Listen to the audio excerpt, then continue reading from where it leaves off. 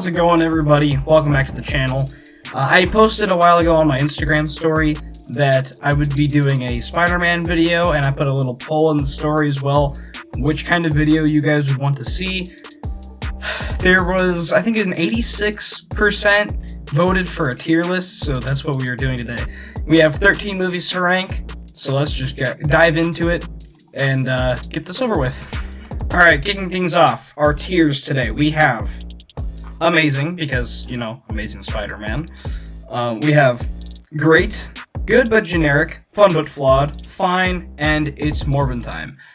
I don't have a necessarily bad tier because there's only one really bad one, and it's kind of self-explanatory. We'll get to that, though.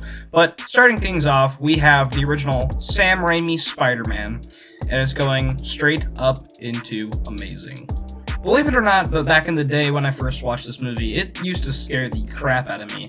And watching it now, while it's not nearly as scary, I still think Green Goblin is a pretty menacing and kind of creepy villain. There's his transformation scene right at the beginning of the movie that is kind of creepy, and Willem Dafoe brings a great performance as Green Goblin. But as for Spider-Man himself, I think still to this day that Tobey Maguire is the best live-action Spider-Man, and Peter Parker, because while his Spider-Man, when it's the web-slinging, it's not the best. We'll get to a really good web-swinging Spider-Man, but for his Peter Parker and Spider-Man, I think that he does a really good job when he's just fighting. You know, his fight scenes are really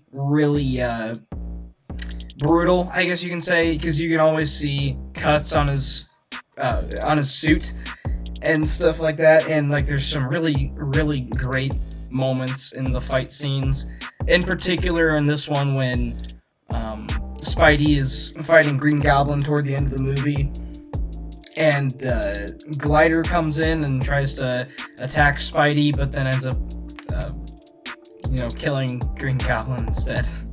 But yeah, great moments in this movie. I still think that this is one of the best Spider-Man movies to date, and arguably the best live-action Spider-Man movie we have. Alright, now we have the original Sam Raimi Spider-Man 2, which I'm going to put in the great tier. Now this one, I think this was actually the last of the Sam Raimi movies that I watched back in the day, but I haven't really gone back to watch this one a whole lot, which is one of the reasons why it's not super high up on my list. But I used to think that this was the weakest of the Raimi trilogy, and while I don't think it is anymore, I still think that it's not as great as the first one, and we'll get to the somewhat lesser one later. But this one is still awesome movie. I thoroughly enjoy it. The story is great. The fight scenes in this one are even better. I'd say Doc Ock is arguably a better villain than Green Goblin. Some might argue, but yeah, I still think he's a great villain, especially with what they did with him in No Way Home. I thought Doc Ock is great. And Spidey, I think this is honestly, it's got probably the weakest little subplot where Peter loses his powers because he's feeling bummed out. Like, that's never really resonated with me, but like, you know, there's still some scenes in this one that work really well. Specifically, the train sequence when everybody's cheering on Peter, that was great. Yeah, I really love this movie. Next up, we have Spider-Man 3 from Sam Raimi. This one is actually kind of nostalgia biased, but we're going into the great tier for this one. Now for this one, like I said, kind of nostalgia biased, but I used to rewatch this one all the time. I love the Sandman story. I love Peter's story as well. I think it's great. The Spider-Man stuff in this one is really great as well. Even though the Venom stuff isn't great, I think Venom himself isn't great as a villain, but the symbiote, what it does to Peter, I actually really enjoy that stuff. Even though it's a huge meme now, I appreciate the memes, makes it honestly a little bit better, but it's not the best of the Raimi trilogy. I'd say it's probably the weakest just because of Venom, but, you know, Still, absolutely love this movie. The Sandman stuff is probably my favorite villain story of the whole trilogy, so gotta appreciate it for that one. Alright, next up, we have the original Amazing Spider-Man. And I am going to put this one in the fun but flawed tier. Now, to elaborate on this one, I know a lot of people absolutely love this first TASM movie. Now, I've never loved it. Okay, I've liked it in certain times in my life because I really, really love the Peter and Gwen Stacy relationship. I think Andrew Garfield and Emma Stone equally give amazing performances in this one. But this one is heavily let down by the actual Spider-Man stuff.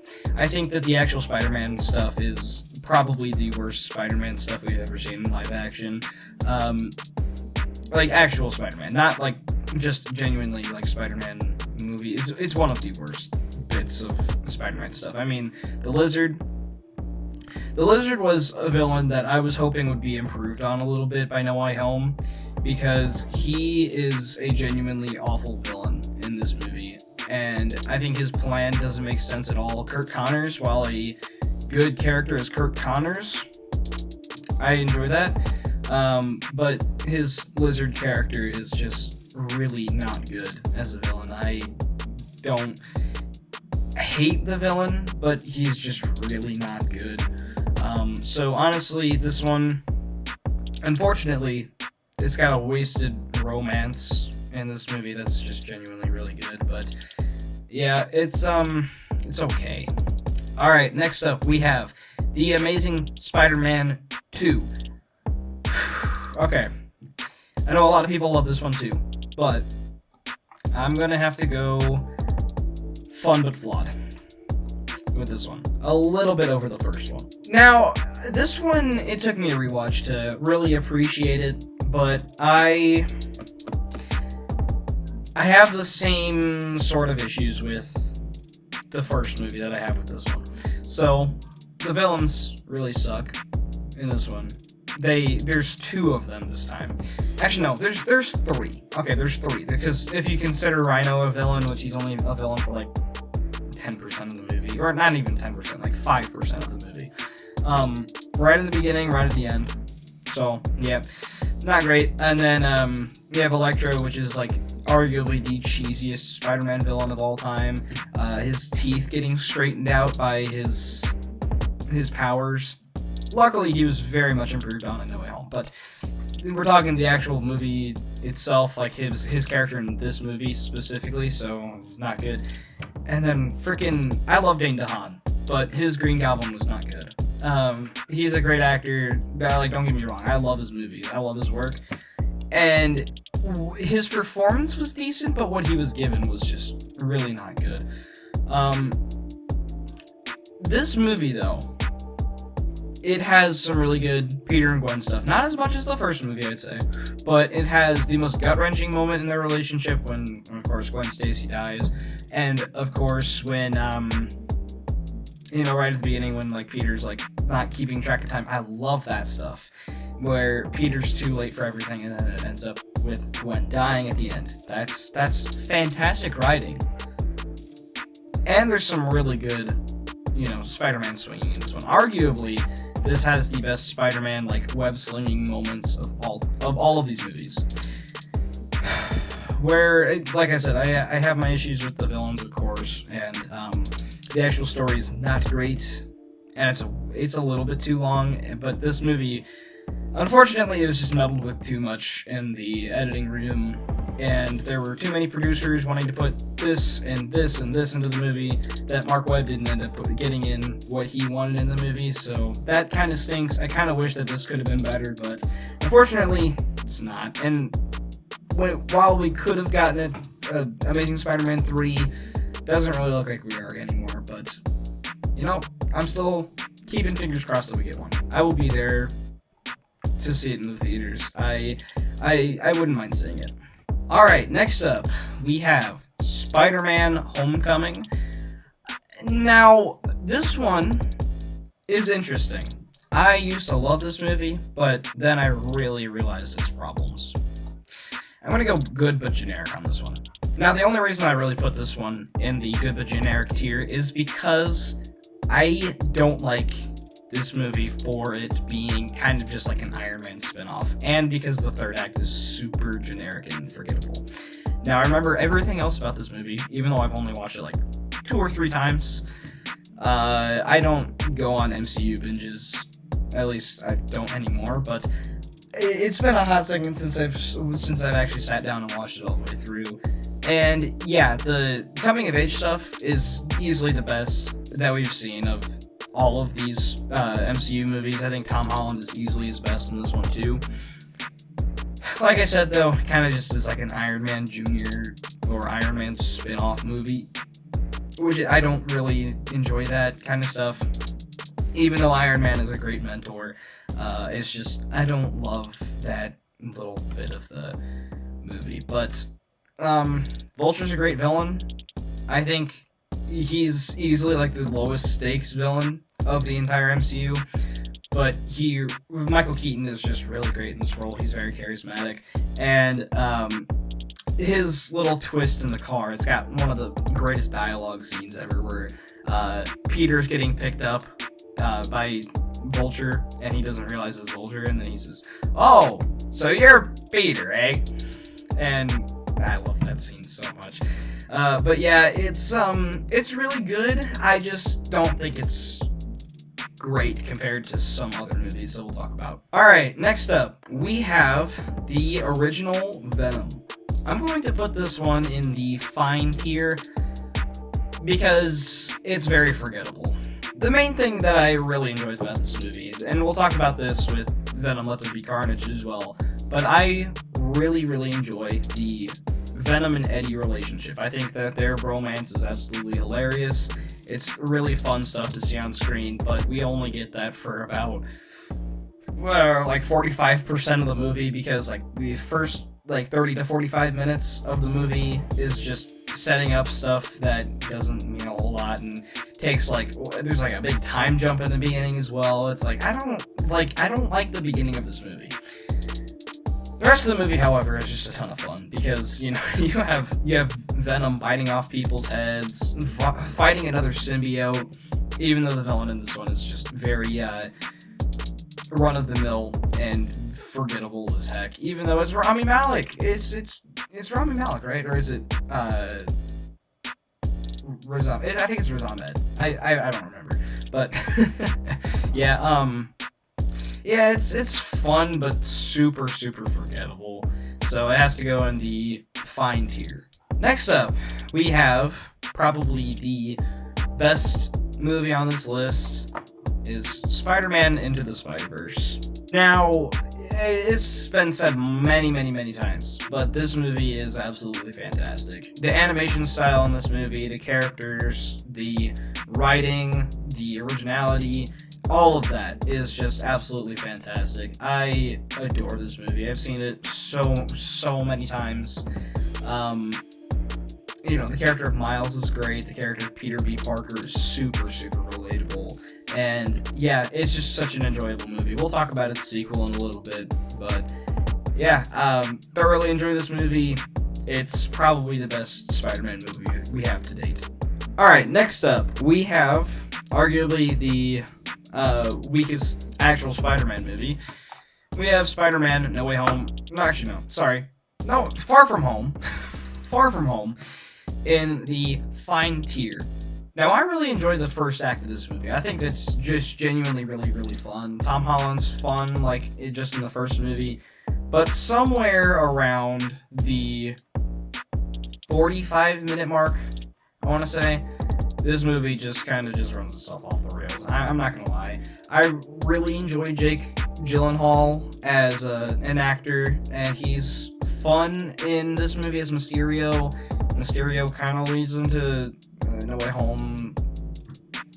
He's, like, just kind of. I don't know. It leads into the events of that movie, and I don't love No Way Home because of the setup. We'll get to that, but yeah, this movie is just really weak in my opinion. I don't know.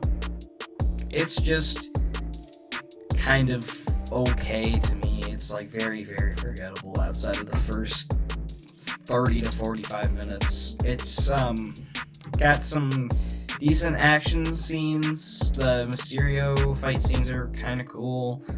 I just really don't like this movie. The setup as well with Iron Man entrusting a 15, 16-year-old with glasses that can destroy the entire world, I want to say, by mistake. And like, or not by mistake, but like it can end up like destroying the entire world if it wanted to, and he leaves it in the hands of a 15 to 16-year-old that was blipped for 5 years. That's not a good setup, I will say that. But yeah, it's an okay movie. It's like very, very, very forgettable to me. One of the weaker MCU movies for me, unfortunately, as well.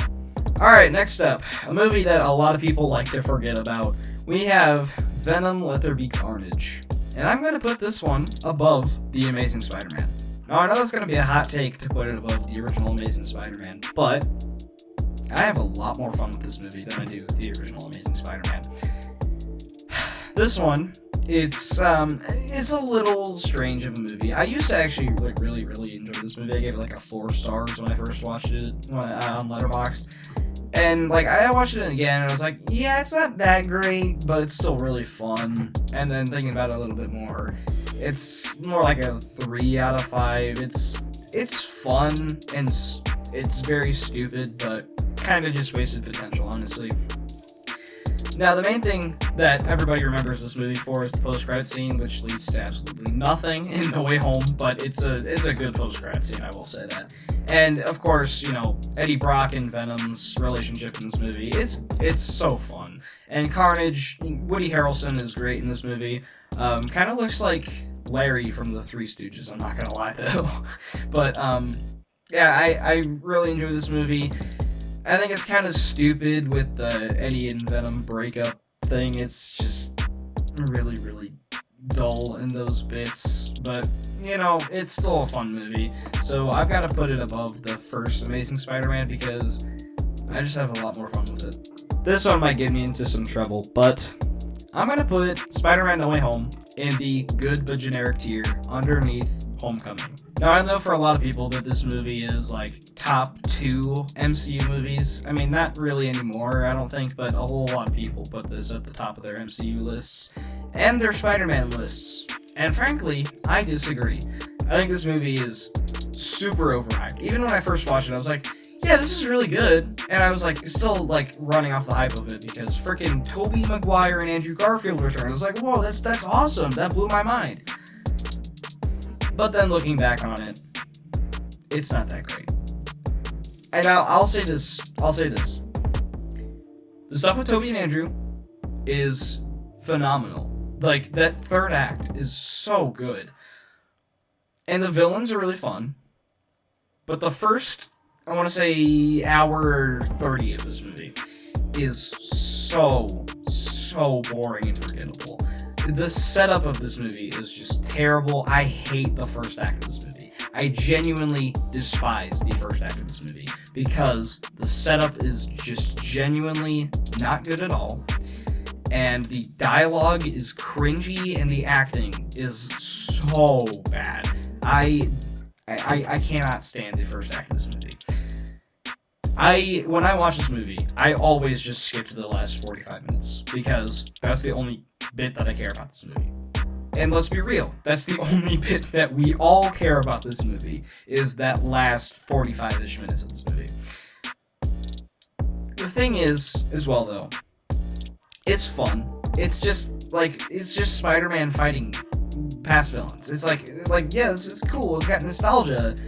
And, you know, people crap on nostalgia bait now, and it's like, I don't know, it's still a good movie. I still enjoy this movie. It's relatively, like, lower on my MCU ranking as well, compared to most people's lists. It's pretty low down there. It's, like, in the bottom half. Sorry, but it's still good. It's just, there's so many things that I don't like about this movie, unfortunately, but that's just my opinion.